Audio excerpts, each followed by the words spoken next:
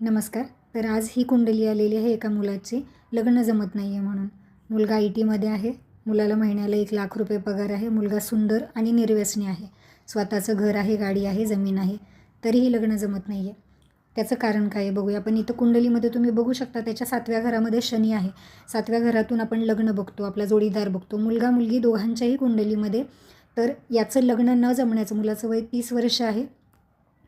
30 वर्षापर्यंत लग्न न जमण्याचं कारण फक्त शनी आहे. शनी तुम्हाला कुठलीही गोष्ट उशिरा देतो किंवा संघर्ष केल्यानंतर, अडथळे बरेच आल्यानंतर देतो. कारण त्याला असं वाटतं कुठलीही गोष्ट तुमच्या हातात देण्याअगोदर तुम्ही ती गोष्ट हँडल करण्यासाठी तुम्ही प्रॉपर मॅच्युअर आहे की नाही म्हणून. तर 30 वर्षापर्यंत इथल्या शनीमुळे लग्न होत नाही. पण 30 वर्षानंतर झालेलं लग्न 100% टिकतं, चांगला जोडीदार मिळतो. हेच जर या मुलाचं लग्न 25 ते 30 या वयात झालं असतं तर नवऱ्या बायकोंमध्ये 100% दोघांमध्ये वाद झाले असते. आता त्याचबरोबर या कुंडलीमध्ये कालसर्प दोषही आहे. तुम्ही बघू शकता 3ऱ्या घरामध्ये राहू आहे आणि 9व्या घरामध्ये केतू आहे. याला वासुकी कालसर्प दोष म्हणतात.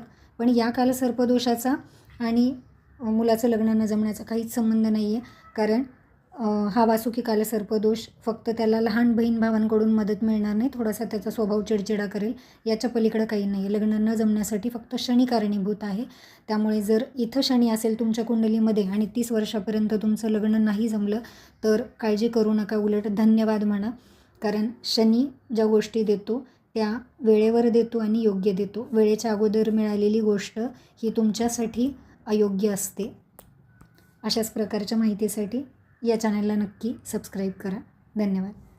एक महिला पोलीस म्हणून भरती झालेली मुलगी लग्न करते तिच्या आवडीच्या मुलाशी. मुलगाही पोलीसच आहे. लग्नानंतर तो मुलगा तिला जॉब करायचा नाही म्हणतो. ती घरी थांबते. दोघांमध्ये वाद होतात आणि तिला रोज नवऱ्याचा मार खावा लागतो. हा प्रेमविवाह आहे. हे असं घडण्यापाठीमागचं कारण काय बघा. इथून आपण प्रेम बघतो, इथून आपण आपला जोडीदार बघतो. तर इथे राहू असेल तर तो राहू तुम्हाला आयुष्यात असं प्रेम आणतो की या प्रेमासाठी तुम्ही स्वतः जीवही द्यायला तयार होता आणि तेच प्रेम तुम्हाला लग्नानंतर जीव नकोसा करून टाकतं. तर ज्यांच्या कुणाच्या कुंडलीमध्ये इथे राहू असेल तर प्लीज चुकूनही प्रेमविवाह करू नका. कारण एक नाही अशा 10 कुंडली मी आत्तापर्यंत बघितल्या आहेत. याचबरोबर हिचा लग्नेशही अष्टमात गेला आहे, सप्तमेश 12व्या घरात गेला आहे. या सगळ्या कंडिशन आहेत म्हणून प्रेमविवाह टिकत नाहीत. कारण हे प्रेम मिळवून देणारा राहू असतो. त्यामुळे सर्वांना कळकळीची विनंती आहे, एक वेळ तुम्ही अरेंज मॅरेज करताय तर कुंडली नाही बघितली तरी चालेल. पण जर तुम्ही प्रेमविवाह करताय तर कुंडली नक्की बघा. आणि तुमच्या ओळखीतलं जर कोणी प्रेमविवाह करायला निघाला असेल आणि कुंडली बघितली नसेल तर त्यांना हा व्हिडिओ नक्की शेअर करा. आजच्यासाठी इतकंच. धन्यवाद. नमस्कार. तर ही एका 50 वर्षाच्या व्यक्तीची कुंडली आहे. ही व्यक्ती वैतागलेली आहे आजारपणाला, स्वतःच्या नाही तर घरातल्या व्यक्तींच्या. कारण 50 वर्षाच्या आयुष्यात या व्यक्तीने आत्तापर्यंत 4 ते 5 लोकांची, आजारी आणि अंथरुणाला खिळलेल्या लोकांची सेवा केलेली आहे. म्हणजे आजी आजोबा झाले, आई वडील झाले आणि आता त्यांची पत्नी आजारी आहे. तर हे असं यांच्या बाबतीत घडण्याचं कारण काय ते बघूया. इथं बघू शकता तुम्ही शनी राहू एकत्र आहे. शनी राहू कुंडलीत एकत्र असण्याला श्रापित दोष म्हणतात. आणि हा श्रापित दोष यांच्या सुखस्थानात आहे. म्हणजे या व्यक्तीला सुख मिळणार नाही.